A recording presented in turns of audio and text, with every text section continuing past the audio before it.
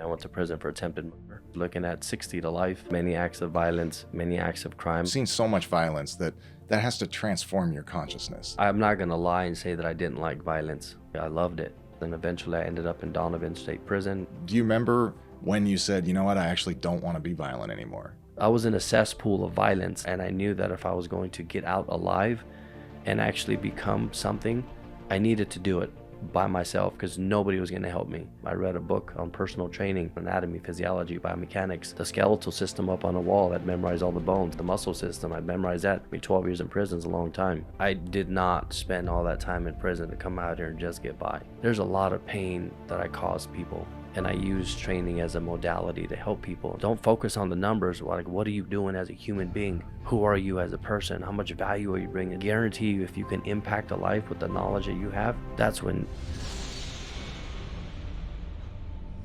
In prison, you have to do roll call. So if you're in a hole, if you're in administrative segregation, it's a little bit more political. So, you know, your name gets called out. You have to say your name, good morning. Normally in Nahuatl, which is a dialect that we use in there. So I didn't run around with the whites. I ran with Hispanics. I said, really? Yeah. You didn't go woodpile, I speak huh? Romanian. So that's my primary language. I taught myself how to read and write at 13 in English.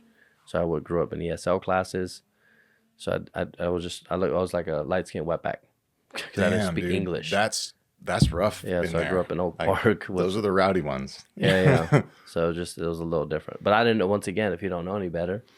That's true. You don't know. So as a kid, I just grew up with them. They accepted me. And wow. So, what did you like about their culture that you were drawn to, the Mexican culture? They weren't American. What did you not like about Americans? They didn't like me because I didn't speak their language. So you figure I was born in 1979, 1983. We came to America. I didn't speak English. Lived in Alabama, Mobile. So nobody in my family spoke English at all. And definitely not with a thick Southern accent. Yeah. And then we moved to Sacramento in '86. Then I went to Bret Hart. Same thing. Like we were kind of having a hard time struggling trying to communicate. I didn't know what they were saying. I just knew that I would sit in a classroom, not really sure about what they were saying, confused. So in Oak Park, you got predominantly blacks and Mexicans. And we had one other Romanian family. That's it. So that's all I knew. And then my best friend at the time, he lived on 7th Avenue. I grew up on 6th Avenue and 33rd.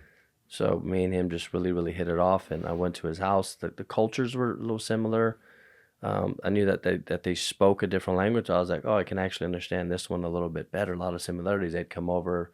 A lot of similarities. Like their parents would hit them. My parents would hit me. I'm like, oh, it's a little similar. I can relate to this guy. I can relate on more violent. So, you know, because my dad was very violent. Yeah. He was an alcoholic. Oh, okay. Yeah, he was very violent. What's the earliest memories you have of the violence? From my dad? Yeah. Oh, wow. Texas. Because in Alabama, I don't remember too much because I was 4. I just turned 4. So I remember in Texas, I remember he would beat my mom, my sister. And there's certain glimpses in my head. Yeah. My mom would also hit, but she'd hit more with like a wooden stick where my dad would put his hands or a belt. So that was in Texas. Yeah. And was it like no warning, or did you like? Sometimes it'd be a little bit of a warning. I mean, I was a kid, so I don't really know exactly what would actually. I think of me right now. I'll be 46 in March, so I think of me right now. You look good, dude. You look good. Thank you. Could a 46 version of me assault?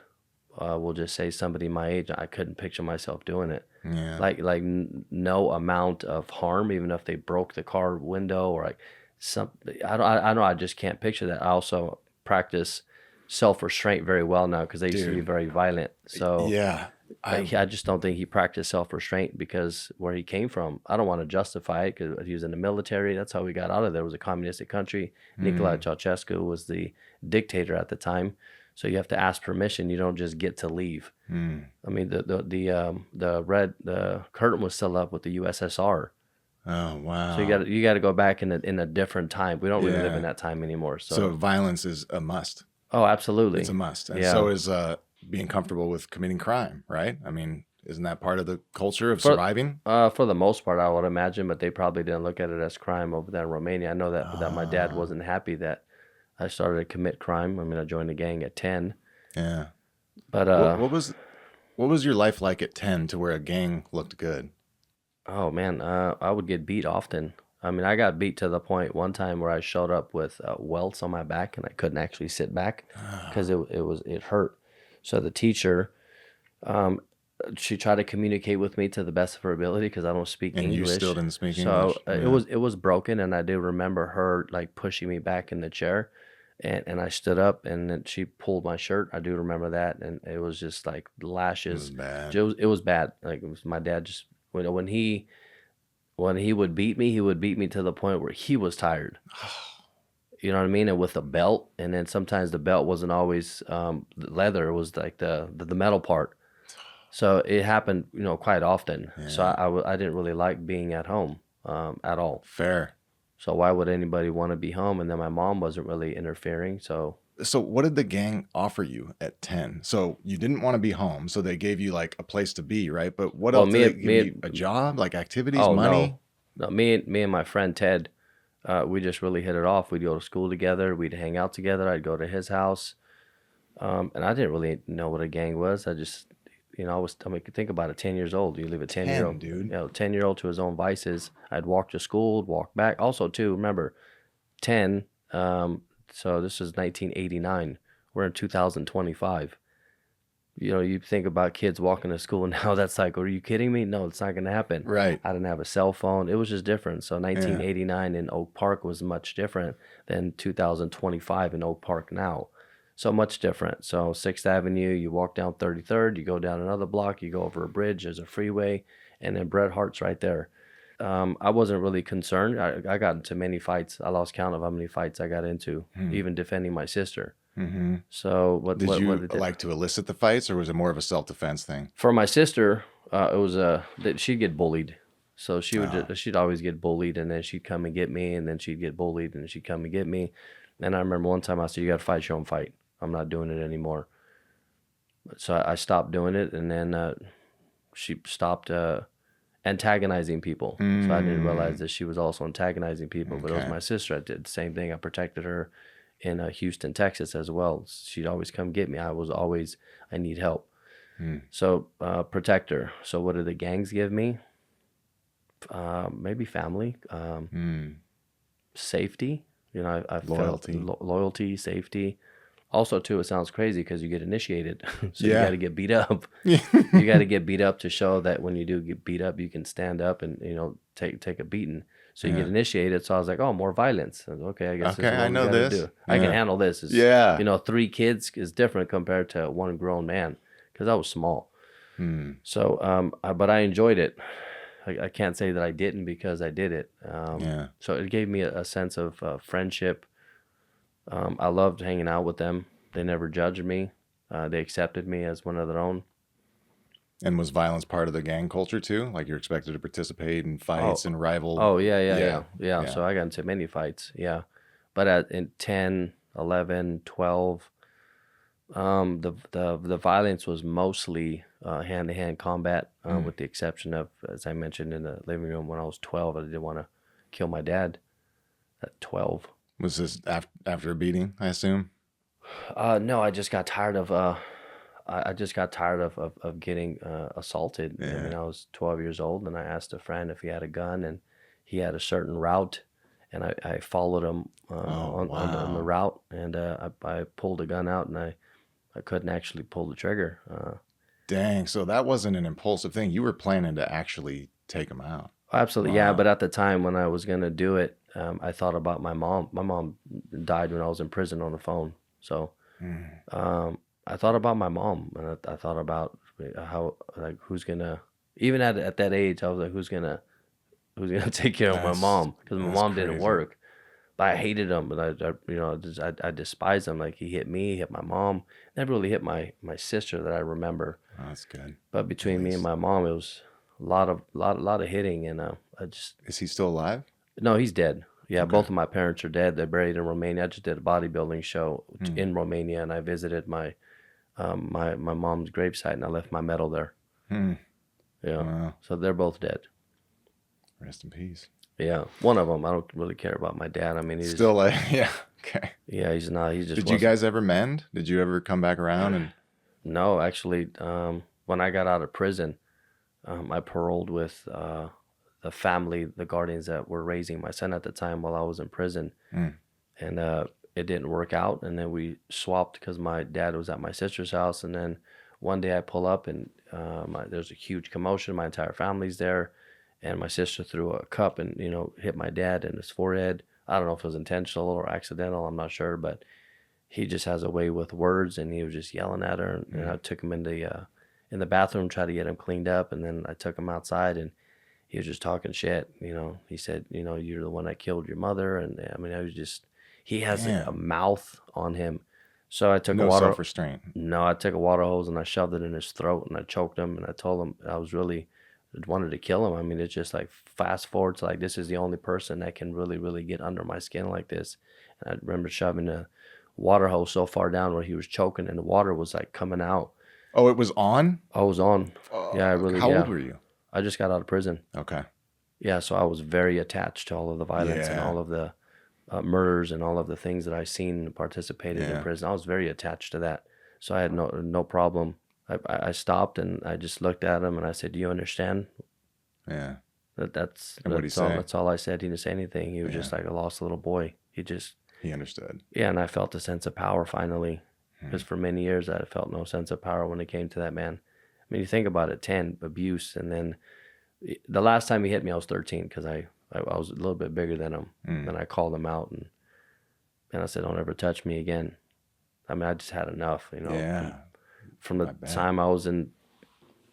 It's just violence, and I Yeah. just didn't like him. I'd like to hear about the series of events that led to prison and then the impact prison had on you through experiences in there, whatever you're comfortable sharing. But Oh, one yeah. thing that is actually I'll save this question for later because you've seen so much violence that has to transform your consciousness. Like when you live in violence like that and for prolonged periods of time, you're going to be affected. You're going to be different, and you don't have any like negative or aggressive energy coming off of you these days. You say you practice self-restraint.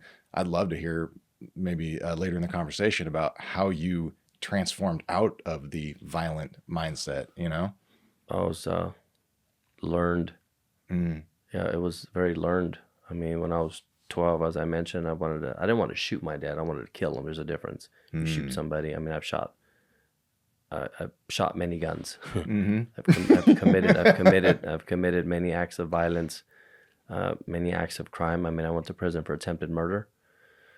I was a fellow gang member of mine Okay. at the time. Same gang? Yeah, I'll take you. Yeah, same gang. 1998. The crime happened in 1998. Okay. A fellow gang member of mine comes to my house, asks me if he can borrow a gun. I said, "Oh yeah, no problem. What's the gun for?" He said, "Oh, I'm gonna pull a lick. The lick is this lady got a welfare check. She's gonna get about $24,000. I'm gonna go rob her. So home invasion." I said, "Yeah, no problem. I mean, this was just my life at the time. Wow. 1998. We're in 2025. I just want to." That's crazy. So- like borrowing a stick of butter. Hey, can I borrow some eggs? Like, yeah, no problem. Yeah, here's the gun. I mean, that's nothing. That was business as usual. I've been involved in a lot Sounds more like than it. that. So I had no problem. It was business as usual. I also knew him. I lent him the gun, called him up. I said, "Hey, what happened?" He was just ignoring me. So I felt played, and I wanted my street reputation and my pride got the best of me. So pride versus street reputation and credibility, I wasn't going to let this slide. So I hunted him. I was also on parole from the California Youth Authority. And one day I actually took a gun to the California Youth Authority because I had to do a class. I left it at my sister's house and he was there. And I went back to go get the gun and I was going to come back and shoot him at the parole office, in the parole office. Damn. Yeah, but he was gone. So my friend, he goes, "I think I know where he lives." Went to his house, shot up the house, and I got convicted for attempted murder. One thing led to another. He called the cops. The cops came over my house. They searched the house. They didn't find anything. And then I got charged for attempted murder. Did he get hit at all? A lady got hit. Okay. Yeah, a lady got hit in the pelvic. He was in the house. And then I was looking at 60 to life because they were going to charge me for every single person that was in the house. Oh, And I was looking at 60 to life, and I was going to fight it because they had no witnesses. They had no gun. And my co-defendant at the time, he got a visit from his baby's mother and seen his daughter, and he goes, I don't want to risk it. Like, we don't really have a leg to stand on. We're both gang members. Like, he's coming into court testifying. You know, he's going to tell on us. And I'm like, they have no witnesses. Didn't nobody seen me do anything? You didn't even do anything. He was like 10 blocks away. He had nothing to do with it. But he didn't want to tell on me, so they charged him for brandishing a weapon. Just charges that basically, hey, he didn't even do, but he didn't tell on me. So he did 8 years for just not saying anything, and I did 12 years because it was a plea bargain. Wow. You either take the 12. What'd you get charged with? So 60 to life was what you were. Oh, I'm sorry. What'd you get convicted? They gave me a total of 12 years, so 1 year Okay. gang enhancement. They gave me attempted murder and great bodily injury. Okay.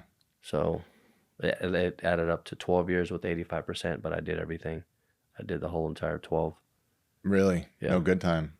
There was no good time. I was racking up points. Like, I was involved in riots. I was okay. volunteering for all kinds of things. So you really went in deep in the politics in prison and stuff, and participated in the gang violence. And Oh, I did, absolutely. Yeah. I mean, from the time I was a kid. Was there an adjustment to that, or were you already hardened enough, like ready for that, based on your? Well, I spent time at the California Youth Authority, so it was a very, very violent in there as well too.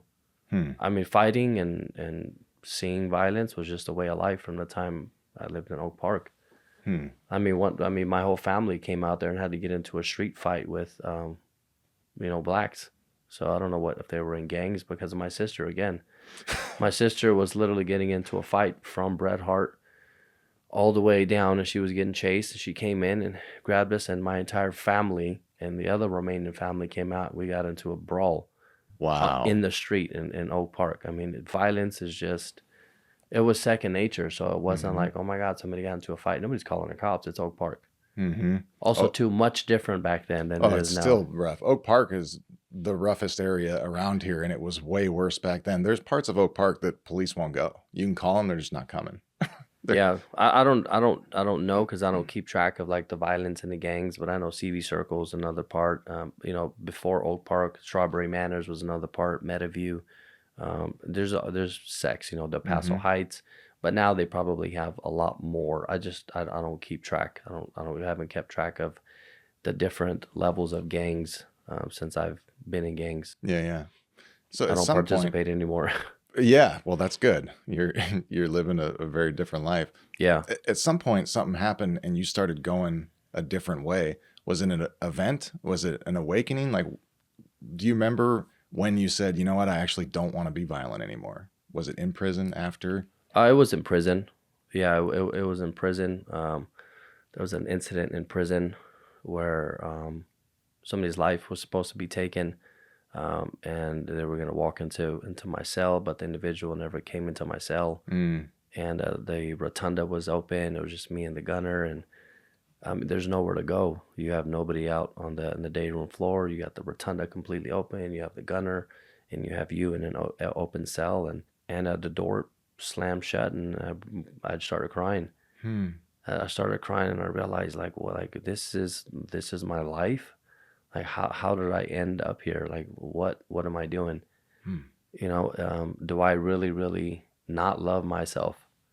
And that's the first time that I actually realized that I didn't love myself. Like, genuinely care for myself because of the things that I was doing and participating in, and the violence that it was actually bringing on to me. Like, I've been shot. You can't claim that you love yourself when you participate in that level of violence. When you shoot at people, when you get shot at, and then when your friends participate in the same thing, that's not love. That's just a lot of confusion and a lot of pain and a lot of rage. That has nothing to do with love, but yet we say, oh, I got a lot of love for you. And then I realized that I didn't really love myself. I was lost. I was confused, but I still had so many more years left in prison. I didn't know what to do. I had no clue, no idea, other than I had an X amount more years to do, And and now I you don't want to woke be up violent. Yeah. that I don't know if I want to do this anymore because I'm never going to get out of here. Like I'm either going to get shot by them, I'm going to get stabbed by another inmate, or I'm just going to accumulate more and more and more time. I mean, I'm just me sitting here talking to you sometimes I'm surprised Yeah. because of all of the violent that I seen. So okay, so you had a moment where you're like, I don't want to do this. I don't love myself. I want to love myself. What did you do? How did you change? I kept gelling, but I read a lot. Backtrack. Remember, I didn't know how to read and write till I was about 13. So I learned how to read and write because of girlfriends. Huh. So I would write letters, and I had friends proofread my letters. My letters were so shitty. They would make fun of me. Like the grammar was all messed up. The words were misspelled. I mean, it was bad. Like we're talking like third grade could probably outright me. And I have this desire to want to be better, want more. If I'm bad at something, I'm not going to be bad at it. So I'm dyslexic. I can't read out loud in front of people. I had a stuttering condition. Oh, wow. Yeah, I had a blinking problem. There's just all of these things growing up. Um, Tics, all of these things I had. And I started to read. Like in prison, I taught myself how to read and write Romanian, and I really, really, really started to read because up until then, I didn't go to school, but I got my GED in prison. I got my diploma at the California Youth Authority because all of the Good for classes you, that I man. went to. So I read, but I wasn't very, very good at it. It was like duh. Yeah. So I don't like to be like that. So then I really started to write letters. Like I would write so many letters, and I just read. So I asked my sisters and family to send me publications, magazines, books. I just wanted to read. So I read books on anatomy, physiology, biomechanics. I would Huh. have the skeletal system up on a wall. I'd memorize all the bones, and I'd take that down. The muscle system, I'd memorize that, take that down. I mean, 12 years in prison is a long time. That's a long Then I time. got into geography. Then I had all the world up. So I memorized every state, every country. I memorized the whole entire world, all the capitals of countries. Then I took that down. Then for a moment, I got into quantum physics, and that was just a bit complicated. I needed a teacher. I was like, this is too complicated. Sure. So I taught myself math, and I read, and then I came into contact with Success Magazine, Entrepreneur, and then I realized that, oh, you don't necessarily have to ask for money. You can create a job. I had no idea. So I read a book on finances, time management, taxes. I knew that the person that I was had to change, but I was lost. I didn't really know. So then I read a book on personal training. And I got a book on personal training because in Entrepreneur, at the time I was in prison, I think it was 2004, they had a list of occupations that was going to be the next biggest occupations in the next 15 to 20 years. And wellness, what we all know Yeah. wellness now, but they Yeah. used the word wellness then. And nursing, doctors, and personal trainers were one of the biggest ones that were going to be booming. And at the time, you had so the 80s and 90s, you had like Jane Fonda workouts, but you had some like well-known trainers like Jack LaLanne. But personal training back then wasn't what it is now. Hmm. Like everybody's a trainer, Yeah, everybody's yeah, an yeah, influence. It's just a yeah. little different now Hmm. where anybody can claim that there is. But back then it wasn't. So I didn't know what I wanted to do. So I was really intrigued with personal training. I was like, what does this consist of? So my sister sent me a book. And then because of that book, which I still have, I delved into biomechanics, anatomy, physiology, because they just gave a recommendation, also psychology. So they recommended that if you wanted to be a good trainer, you should know all of these as well. So then I got really, really into training and And the physical fitness. psychology too. That's going to go hand in hand. So Correct. then Yeah. you're learning yourself all these skills, and then you still have to like jail up and Correct. do Yeah. how. Yeah. What was So that like? Now you're trying to self improve and be a different person, but you have to survive still for another few years. Like how did you more than reckon with that, that? Yeah. I did both. Yeah. I did both. I was still very violent, still very angry. I would hate when I didn't have access to the yard because I didn't behave properly. I would hate when the food was late. I was very rebellious. Like I remember I practiced how to write, and I used my skills to write grievances, and I was a nuisance. Mm. I was trying to be the biggest nuisance that I could be. I was going to be a thorn in your side.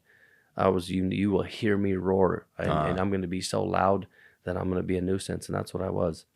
I was a huge nuisance to the point where my own people had to tell me that you need to calm down. really? Like you're creating more problems than we need. Huh. Because I was always against everything that they were for, the correction officers. Like I thought the police sent me in there. Everybody was out to get me. My baby's mom at the time.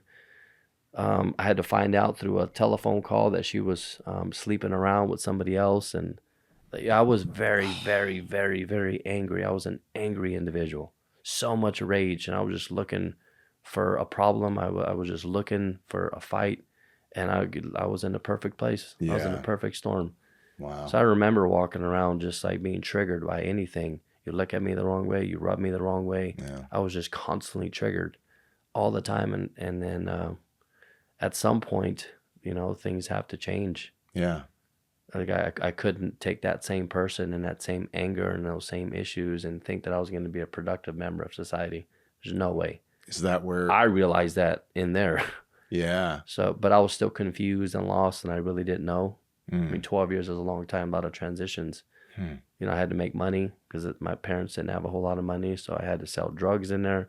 I had to make pruno so that I can get commissary or extra commissary. You have to do what you have to do in there. Mm. I mean, the longest time I spent in a cell was 2.5 years straight. Yeah, I was so pale when I You mean like you just get out an hour a day type of thing? And no, we're on no. There's no hour a day. 2.5 years straight. damn. They're in that cell. Did you feel your sanity slipping ever? Did you ever feel like you were going crazy? No, Yeah, you're pretty tough, pretty resilient. I am fortunate that for whatever reason, because there's a lot of people, I mean, I was in a cell one time where my neighbors were killing each other. Mm-hmm. And you wake up to just a lot of like pounding, and you wake up to gurgling, and Mm. you know what I mean. So you hear death. I heard death. I've seen death. I've seen people get thrown off of tears. The humanity is very strange, and we're very, very twisted. And when we're in this cultivated violence, and you have this sect that has a belief, whether if my belief is I'm a blood and I'm gonna take this rag and I'm gonna die for it, and that was me.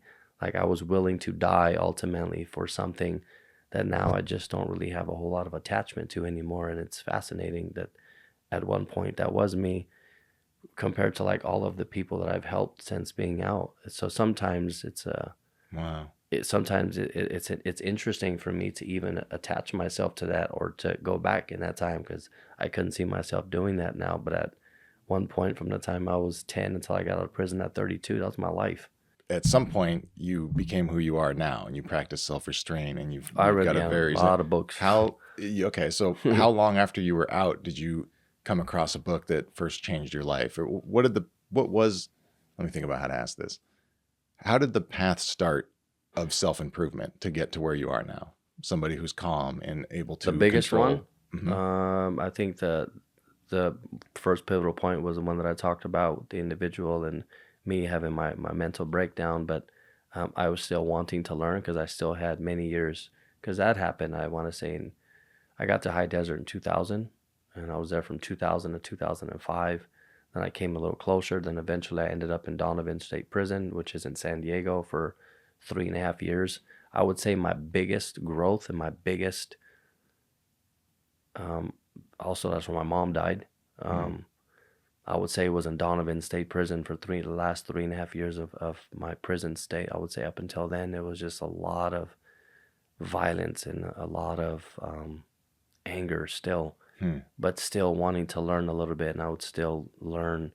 But Success Magazine, when I got to Mill Creek State Prison, was the first time that I came into contact with a magazine called Success Magazine by Darren Hardy. And then he also has a book called A Compound Effect. I mean, I've read hundreds and hundreds of books. Tony Robbins, Yeah. Napoleon Hill, Think and Grow Rich. I've read all of Napoleon Hill's books. I didn't read them. I applied them. It's one thing Big that difference. it's one Big thing that difference. it's one thing that I don't like about technology is that we're in an information age, and in this information age, we're getting drowned with lack of application. and people are confused and they're frozen and they're scared because it's too much information. It's a lot of information overload.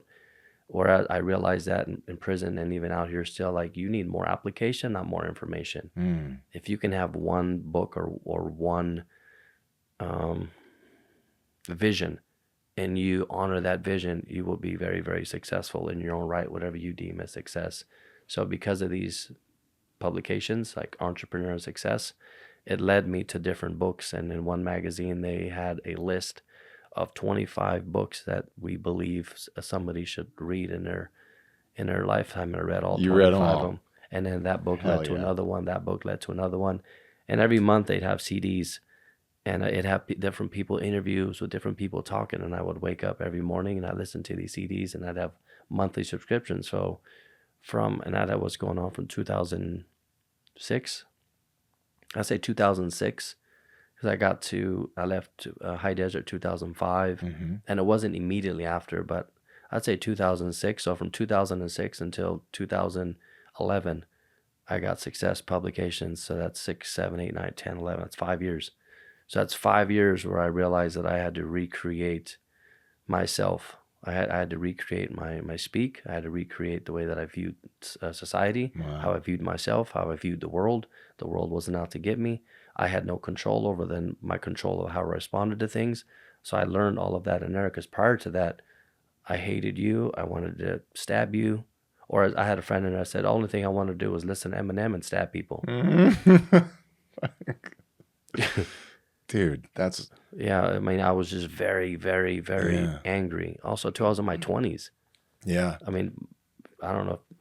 What were you like in your 20s? Maybe not like that, but, you know. Yeah, I don't have an extensive history with violence. I wasn't raised in a violent environment. I've been in my share of fights, but I'm not a fighter. I was never a tough guy. I don't like the confrontation leading up to the fight. But in my 20s, dude, I was so lost. I was on a lot of drugs, really hooked on opiates. Back then it was Oxycontin, and then it transitioned to heroin at some point when the Oxycontin got too expensive and meth came in. I was drinking all the time and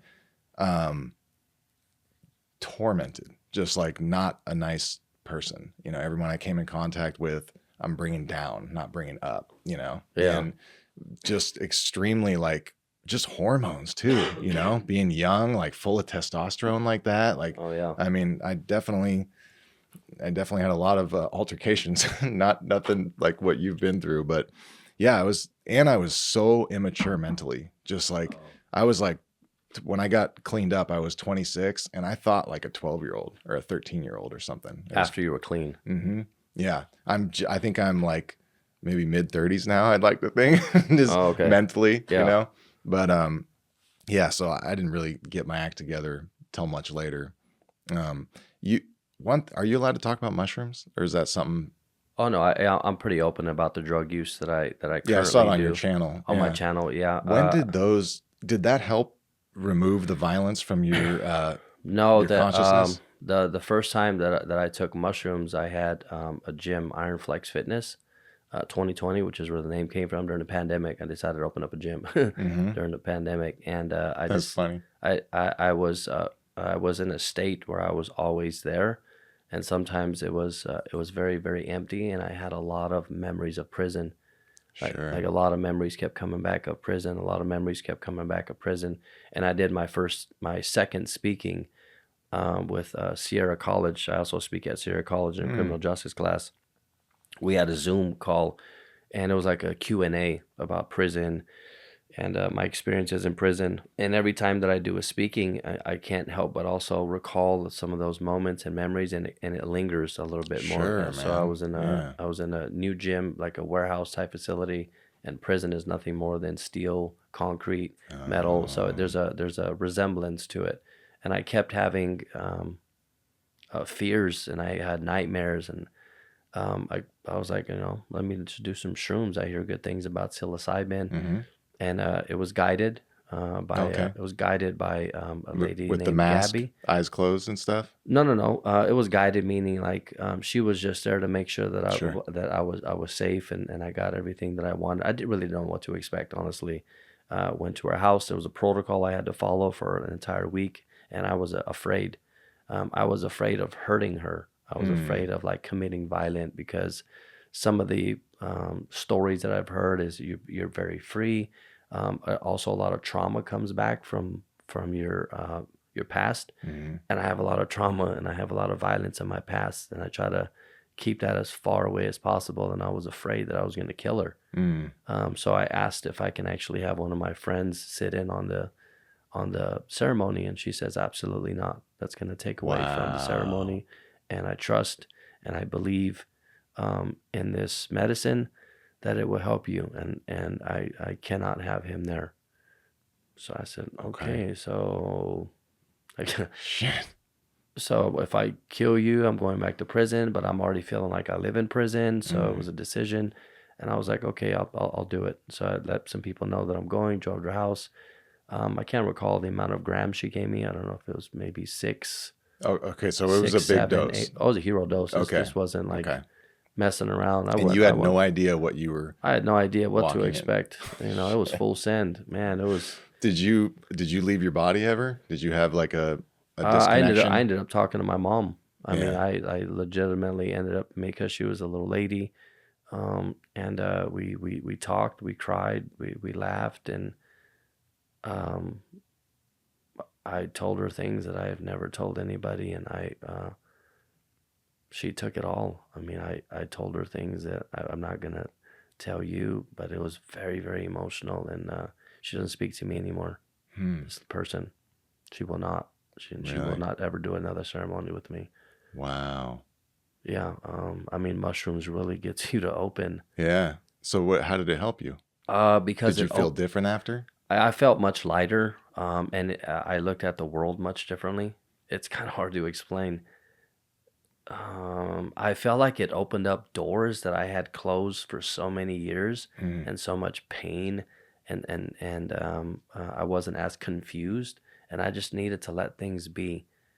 I still held on to a lot of resentment, and I still have a lot of trauma. Mm-hmm. I'm still working through a lot of trauma, but it opened up my mind, and it allowed me to think a little bit clearer, with less judgment and less ego and a little bit more love. Huh. So it created compassion and it increased compassion and empathy in you for I others? would say so, but I'm Yeah. still not the most compassionate person. I'm working on the things that I need to work on as a human. I try to be, but I'm not the most compassionate. If you come, put me next to Gandhi, Sure. it's I'm not there. I'm not that enlightened, and I'm human still. So that's when I was introduced to mushrooms. Hmm. And then I also created a YouTube channel after I took about 7 to 8 grams of mushrooms. I had this idea. Me and my friend Miles ended up in my kitchen at the time, and I just started talking. It just gets you to open up, and it gets Yeah. you to really, really be vulnerable, Mm. where I'm not used to being vulnerable, because I'm used to getting attacked. I'm used to people manipulating me. I'm used to getting assaulted. I'm used to getting set up. I'm used to like, okay, what does he really mean? Like I have to read through what the words say. So I had to read body language. So when I was in Mm. prison, I thought I was more like a zoologist, right? Because I watched more than I actually Oh, that listened. makes sense. So I would watch everybody's body language or Mm. gestures, and I would stop listening to what they told me, because it's a very small portion of communication. Very So it small. saved my life. So I'd use the same Huh. principles out here. Huh. Body language is very important. Eye contact. There's a number of factors that you have to take in when you communicate with somebody. Wow. It's not just what they tell you, it's what they Mm-mm. really mean. Eye contact. There's more people. The setting. How many people are over here? Are they constantly looking in that direction? Are they looking over this way? So I've avoided being stabbed a few times just because of eye Just watching contact those gestures. and gestures, and it saved Yeah. me. So prison taught me a lot. Mm. On that amount of mushrooms, did you ever get that feeling that everything is one and everyone's connected and you want to be kind and like, did you experience anything like that? Nothing like that. I also did ayahuasca too, with the shaman. How was that different?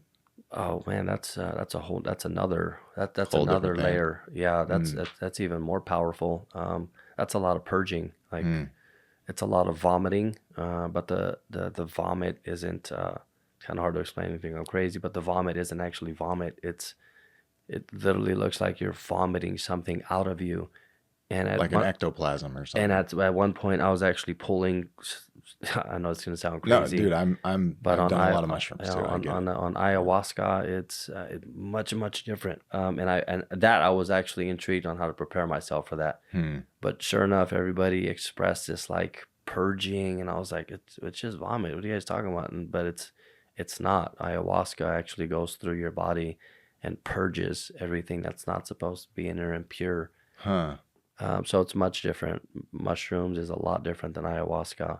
So psilocybin's one medicine, and then ayahuasca is another form of medicine. I use the word medicine because nobody's agree. out here getting high off of You ayahuasca. That is a journey, and that's something very powerful, and it's very intentional, and nobody's going to use that as a recreation. Nor should it be used as a recreation. Yeah. You're going to do a lot of purging, a lot of vomiting. Have you done the DMT? I've tried the DMT. I just don't like smoking. I don't like the my lungs just don't like smoke. So I don't do vape. I don't smoke weed. I've tried edibles, but it's not really for me. Now when I smoke weed or I do edibles, I have negative thoughts, and that started in prison. I used to smoke weed in prison. Really? And then there was a shift in prison, I think, because of all the violence that I seen in prison and what I had to do to get the weed back from visiting and just an association. Yeah. Okay. Because I made money, so you got to smuggle it in somehow. Yeah. So through visiting, I was a porter. So and then I would smoke a little bit. Mostly, I just wanted to sell it, and I really started to have negative thoughts every time I smoked. Every time, like, you shouldn't be doing this. You're a piece of shit. So really, really negative thoughts about myself and negative thoughts about the people around me. I felt very paranoia, like they were literally going to kill me, and I was rightfully so to think some of these things. Yeah.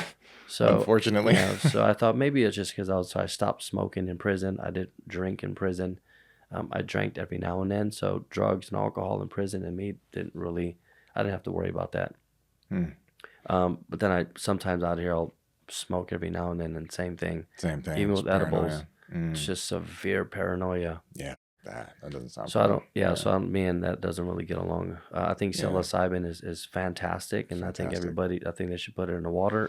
That's. I think everybody should at least try it, but I don't think everybody's ready. I don't think so. And I don't think every mind can do it. I think everybody can warm up with microdoses, but that like breakthrough 6, 7, 8 gram plus stuff that's a whole different type of. There's doing mushrooms, and then there's that, Where where you should be guided, like nobody should be doing 7 grams of mushrooms. Even the bars that they have now, it's like 3 to 5 or 4 grams. That's still pretty good, but it's you do 2 of those bars, that's different. Yeah. You're on a whole nother planet, a lot 100%. longer. So it opens up more of the person that you really are. But it's good for therapy. You definitely feel lighter for a number of days, sometimes even up to a month. I think it's great. I'm a huge fan. For sure. Do you believe in God? No, I do not. Are you spiritual? It's an area I studied religion in prison. Yeah. My dad was a preacher, so he wrote his own books. My dad was a very smart person. Now that I think about it, he wrote his own books. He was a preacher. So Roman Orthodox is the main religion in Romania. So when we came here, we would have to pray before we got into the car. We'd have to pray before we ate. We'd have to pray before we left the house. And when I mean pray, you got to get on your knees. The church is separated. All the females sit on one side. The males sit on another side. So religion was pushed on me a great deal. And then I kind of lost touch when I was getting incarcerated, and then I did take Bible study.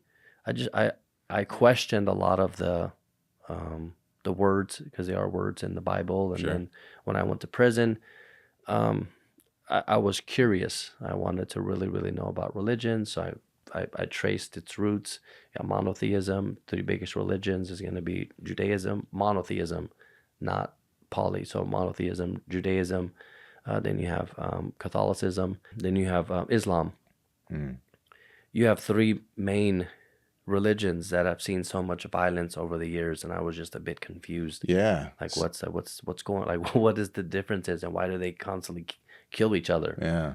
you know, when they're supposed to be a religion and they're supposed to want better and they're supposed to be good. So I was very confused. I didn't know. So let me read them all. Hmm. And there's some similarities, you know, but then what about before that, you know, because they only go back so far. And then you have other uh, beliefs that go back further than that. Yeah, that's where you start getting into like the Buddhism and the Hinduism. Yeah, and so you got Taoism, and Sumerians. so there's other in Mesopotamia, first known civilization. Sumerian. So they didn't, you know, they didn't really have these three biggest ones. So you got to stop and think about, you know, it's 2025 and we started keeping track, you know. So you got BC, AD. I had a lot of time on my hands to read. Sure. I had a lot of time on my hands to reflect, like, do I want to continue this belief that was pushed on me? Or am I going to separate myself and actually find out who I really am? Like, who am I? You know, I go by Joe, but my real name's Josif. So when you're in prison, you really get to find out who you are. And I really got to watch people. So I got to watch people, you know, this person that's very religious, but yet I just seen him stab somebody. Yeah. Yeah. So, and I got to watch them use religion in a very, very inappropriate way just to manipulate so that they can get different types of foods. I'm like, okay, where you're, you know, criminals, you're jailing and you're just using religion in a form for a pity party. And I didn't want that. Like, I wanted to change, like, and change was not going to come from outside of me. It was going to come from me. That was my belief, and that's what I ran with. I really, really wanted to do this by myself, my own way.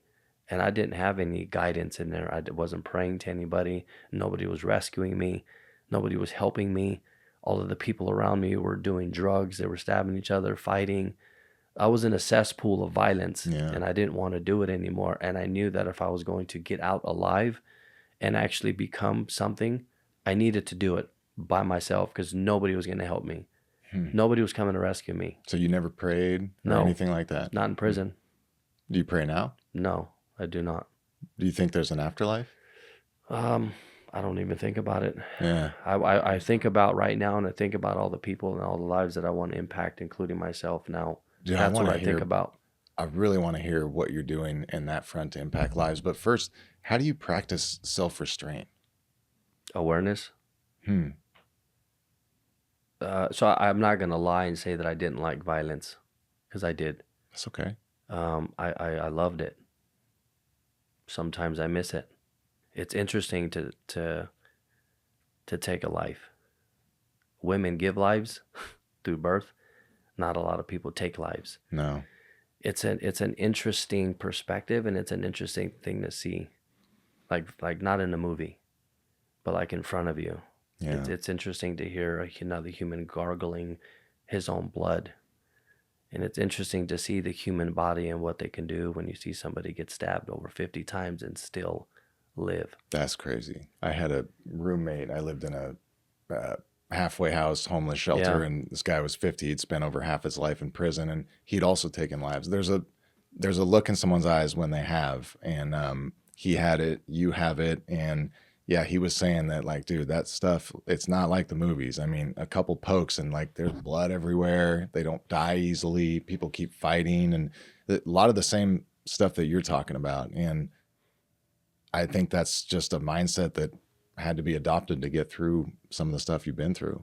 So anyways, I interrupted you, but you were saying awareness. But you have to be aware, like, because if you, when I was going through my transformation, because that's what this is, it was a transformation. I had to do a self-analysis in prison. I had to do an inventory. I had to inventory my life. From the time I was 10 until I got here, I was jailing, violence, committing violence, getting shot at, shooting. I mean, it was just the way of life. Now you're in prison. You know, you got correction officers that are just there to make sure that you get what you're supposed to have coming, and you got subsects in there that are trying to kill each other because of a color or because of a belief, a religion per se, because that's just a religion. It's a way of life. This is my belief. This is my religion. I'm gonna die for it. Religions die for their beliefs. I was willing to die for this belief. That's a hard pill to swallow. Yeah. You mean to tell me that for the past X amount of years I've been doing things wrong? Well, what am I supposed to do? I don't know what else to do. All I know how to do is to commit crime. I mean, I have 12 years of committing crime left. I'm going to get out when I'm 32, hopefully, What do you want me to do? Go get a job and do what exactly? Like, I'm enjoying what I'm currently doing. Like, what do you want me to apply for to be a hitman? That's what I was thinking of myself. These are conversations I'm having with myself in a cell. You have a lot of weird conversations in a cell. Yeah. Then you see your cellie over here getting high, shooting up, doing heroin, doing the nod. You know what I mean? It's just I was forced to try to figure it out. So I realized that my time management wasn't good. I realized that idle time is not good for me, because every single time I committed crime, which was a lot, it was idle time, and I didn't manage my time properly. I made money through criminal activities. I would transport marijuana over the border. I made a lot of money.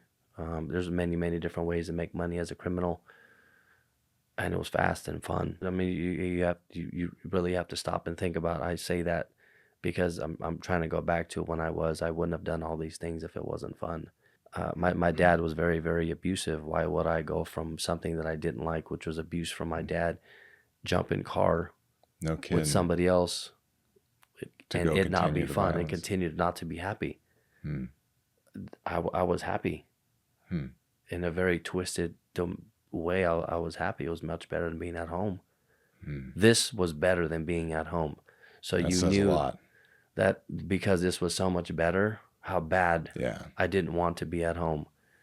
And then from the time I was 12 until I want to say about 20 when I went to prison, I was only out on the streets maybe a year and a half.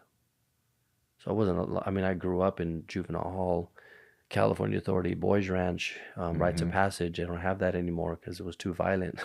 They shut it down. That's all I knew. And then it comes prison, 12 years, 20 to 32. And one day you have an epiphany in prison, like, oh, I don't want to do this anymore. Good for you.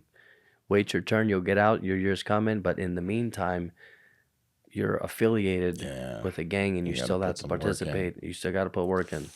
Man. So you I gotta was be that guy. I was very confused. I don't know what I was doing with myself. I don't know, what do I do?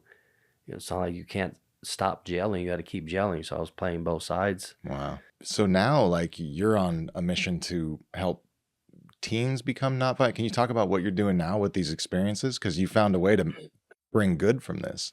Yeah. So when I first got out of prison in 2011, I had a plan. So I had a member of Donovan State Prison. My mom actually died on the phone. My brother-in-law now is a correctional officer at San Quentin.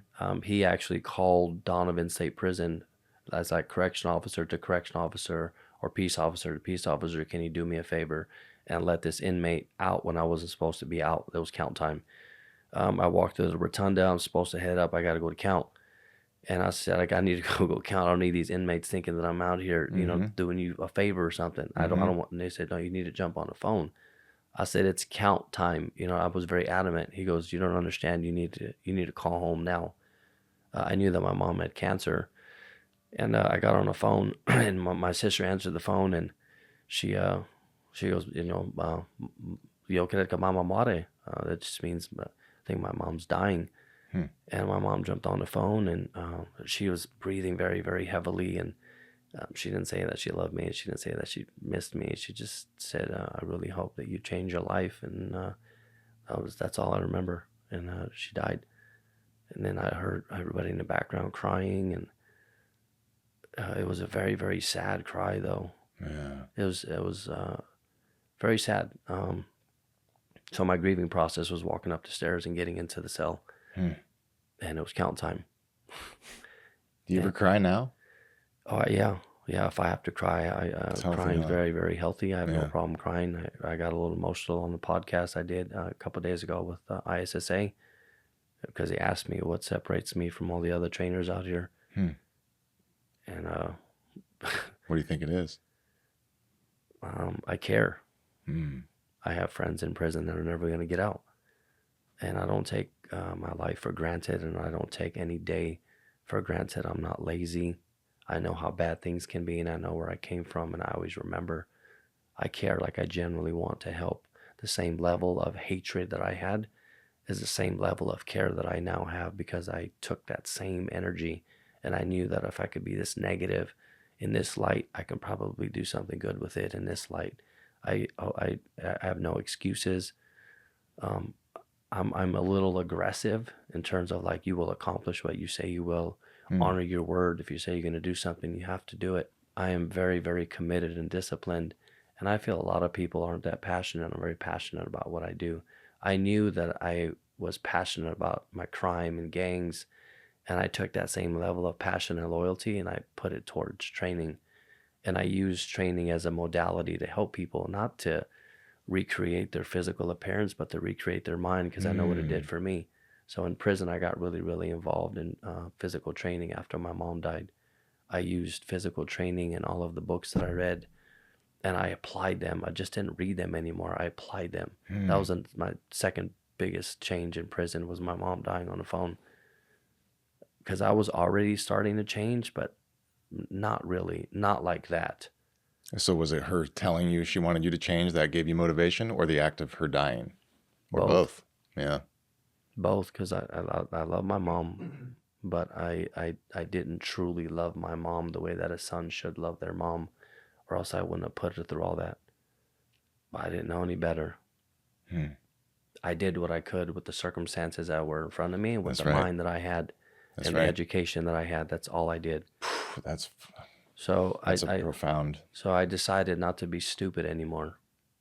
I Hmm. decided to read so many books, and I decided to educate myself in a manner and in a way that I was going to separate myself from everybody out here.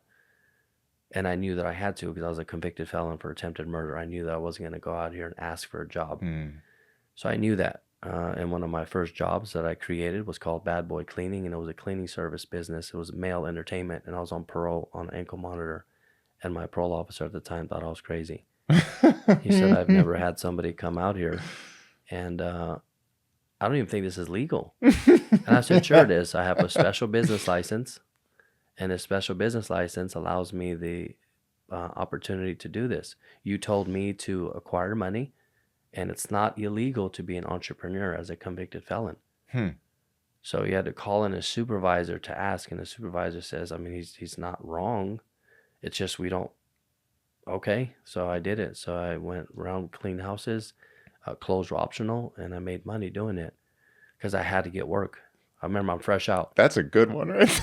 Yeah, Clothes were yeah. optional. So, and you got the muscles. So, like, housewives would call, "Hey, come clean my house," and you A just do lot of it. guys, You know, a a lot lot of of guys. a lot Okay. of guys, yeah, and I Hey, created, we're not and I didn't discriminating know if they anything. pay. Yeah, You know. I didn't know anything about the internet or website, so I needed help. So Okay. in all the literature and the books that I read, I knew that if you wanted to be successful, you didn't have to know everything, but you needed to know where to go get the information and who was going to help you. Hmm. So I partnered up with somebody, and he created the website, the business cards. I had male and female on the front if you want to Hmm. give it to a male, if you want to give it to a female. But I really got into training. I really wanted to train, so I ended up going to college. I got into college immediately after, because that was more like adult entertainment, but it made me money. Hmm. But I knew that that's not something that I wanted to do. Like I really, really wanted to train. Like I knew that I was going to be good at it. So I went to college, got straight A's because I had all the information already. It was just like Wow. test taking purposes. So I got a degree in advanced health and fitness.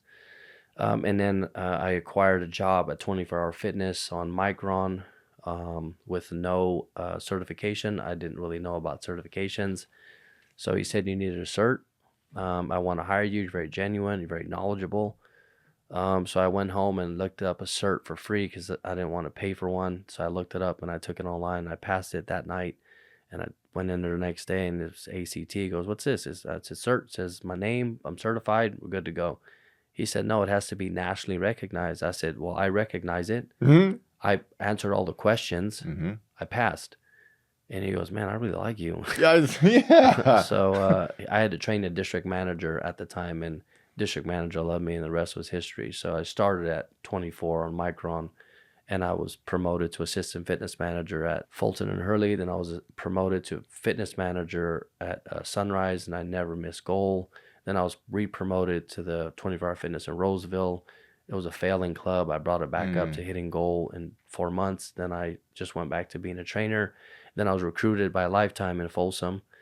And that was the first time that I actually got introduced to recruiting on what companies do, how much Yeah. they'll offer you. Mm-hmm. Because I was doing well. I was making six figures. I've been making six figures since Micron, since I've been out Wow. as a trainer. Remember, I did not spend all that time in prison to come out here and just get by. No kidding. And Dude, just your ability to teach yourself things is amazing, and your ability to shape your own opinions on life.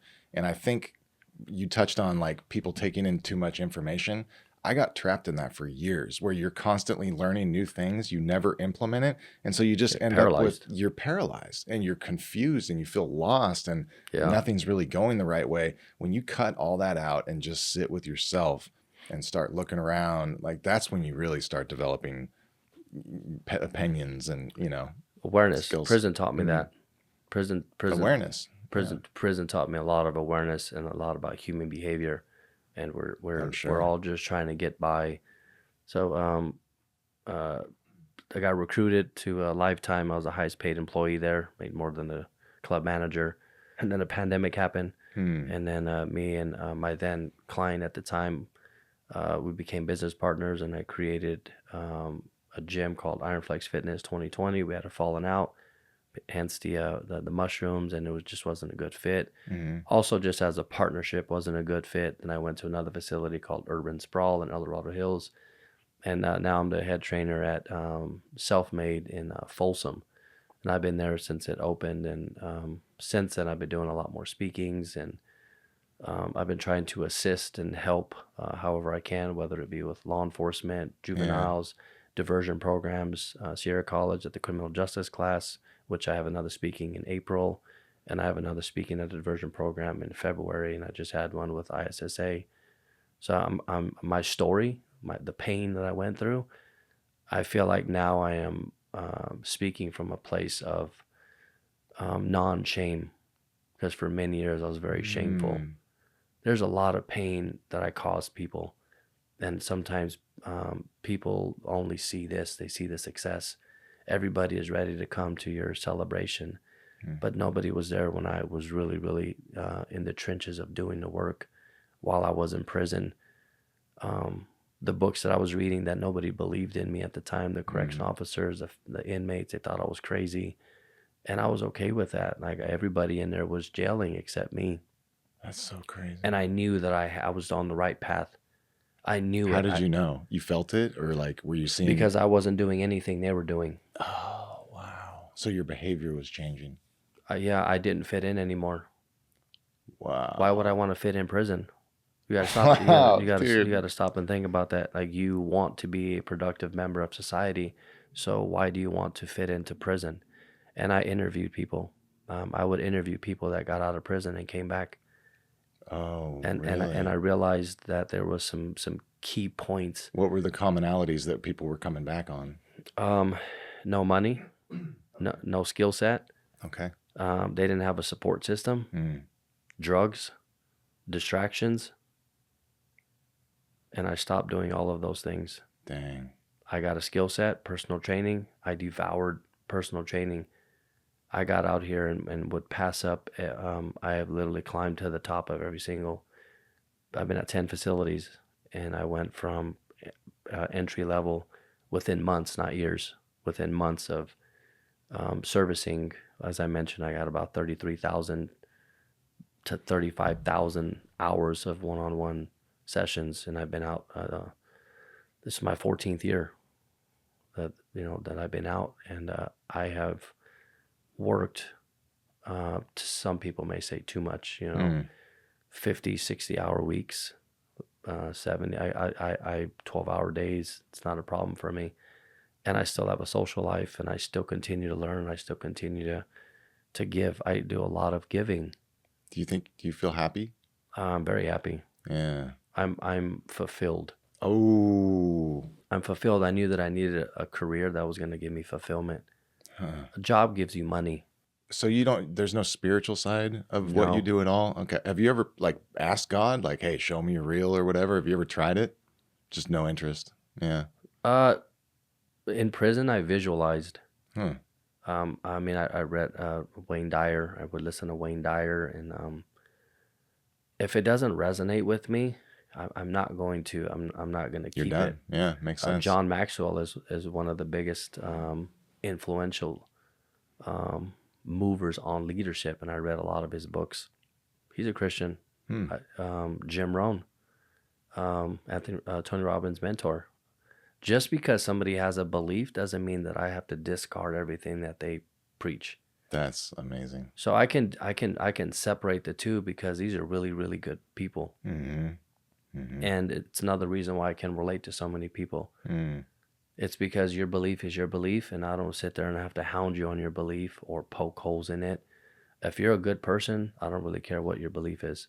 I don't care if you're a Muslim. I don't care if you're a Christian. I don't care if you're Catholic. It doesn't really matter. I don't care if you're non-denomination.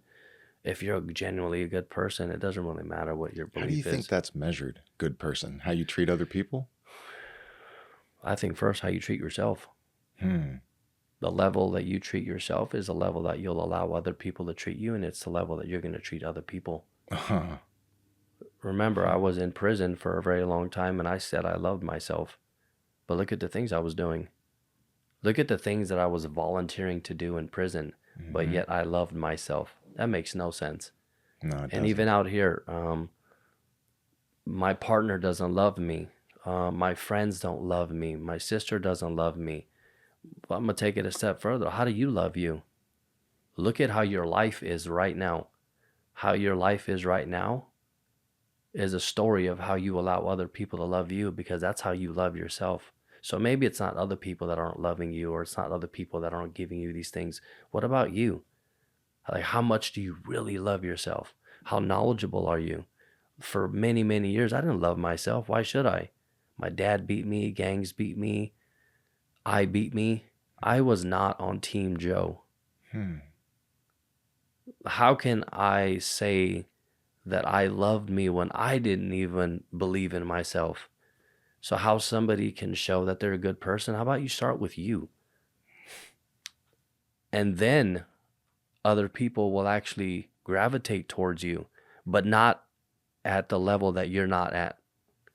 I know. I feel what you're saying. I never thought about that. Of course it has to start with self-love. If there's no self-love, you can't give that out, and you're not going to get that back, and you're not going to have pleasant interaction. Oh, man, that's... So, wow. Take it a step further. I would say that my huge change in prison, in terms of like who I am as a person, one thing I left out in prison was relationships. The next biggest change that has evolved since I've been in here is through a personal relationship. I went through a coaching program called Men This Way, and it taught me how to actually be in a relationship with a woman. And not just be in a relationship with a woman, but be appropriate in that relationship with that woman. Okay. I didn't know. Yeah. So one could look at me and say, oh my God, he's successful, makes 6 figures. He has an amazing house. He has amazing friends. I mean, he has clients that love him to death. He's cultivated these relationships. Remember, love me first. It was a hard pill to swallow that I was not a good partner. It was a hard pill to swallow. So what do? What do? I'm going to read a book. So I took it a step further. What was the book? You remember? That's just a saying for me. Like people that really know me. Joe's going to read a book and he's going to figure it out, and that's just what I do. I read a lot of books. I listen to a lot of material. I needed more than that. I was in a lot of pain. The first time I ever felt suicidal. You've struggled with that? When my divorce didn't work, yeah.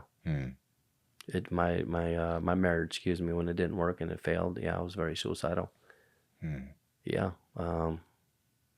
And I remember calling my friend, and he goes, I can't help you. I love you, but this is outside of my scope. I'm going to put you in contact with somebody that I know is going to help you. And I really need for you to listen to him. And he put me in contact with Tate. It's like an interview.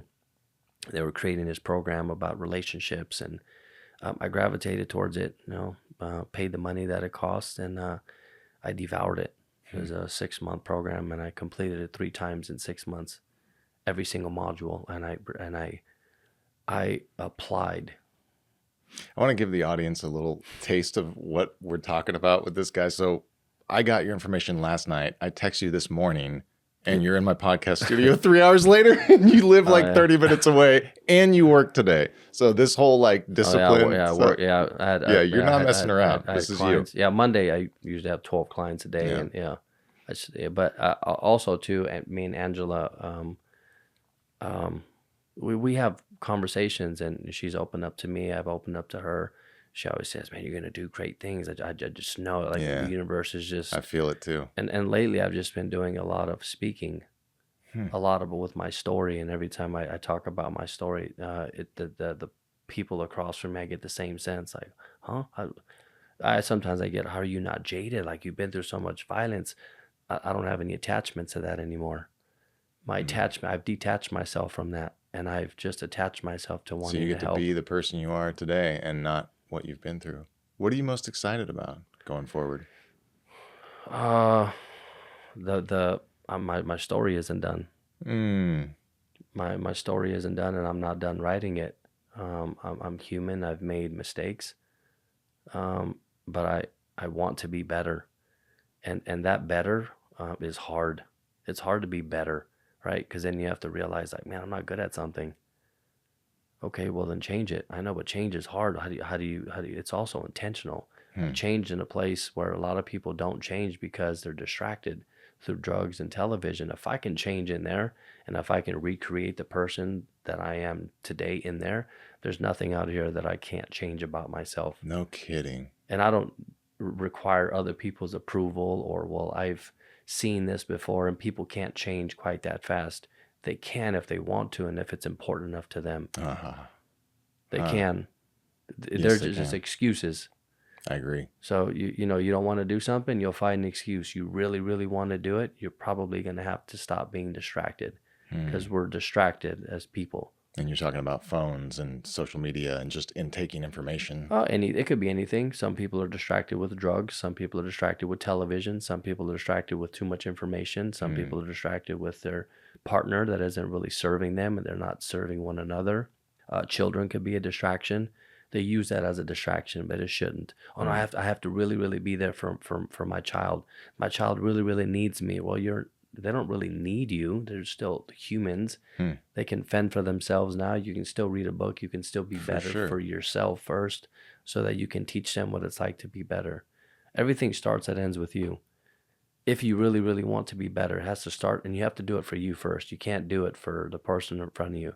Because when that person's gone, there goes your reason why you wanted to change or why you wanted to do things differently. Like, I want to genuinely be better for me, so that I can be better for other people, or at least show them how to do it. It has to be an example, but it has to start with me, and I realized that in prison, because I heard that a lot in prison. I can't do the things that I want to do because the correction officers, the doors don't want to open because it's not time to open. I heard a lot of, like, you're giving your power away. You don't have the right for this door to open because you committed a crime and you forgot that.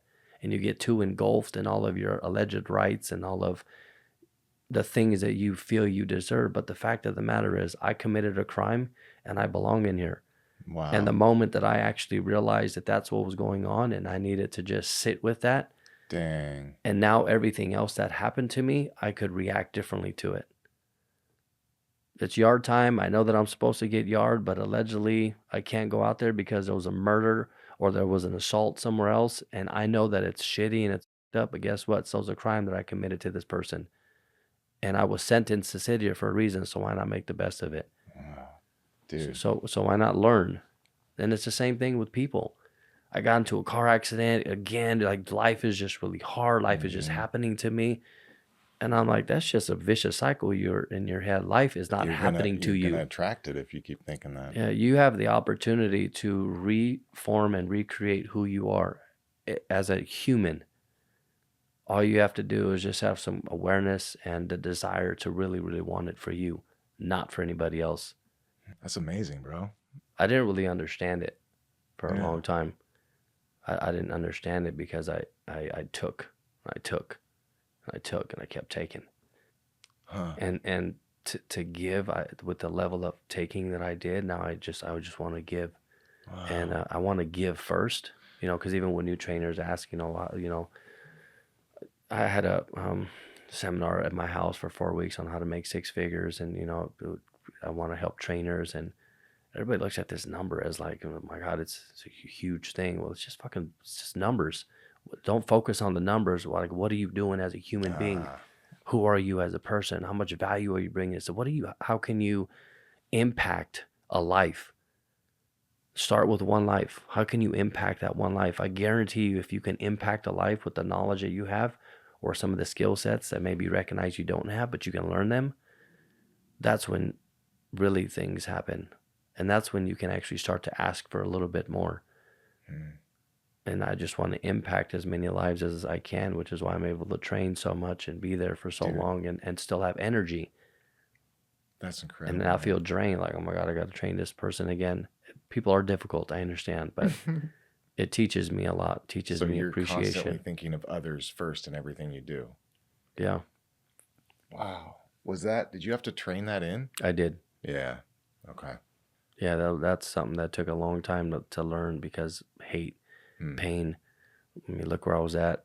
Couldn't go to my mom's funeral. They wouldn't let me. Um, I just felt like, just a raw deal. Yeah.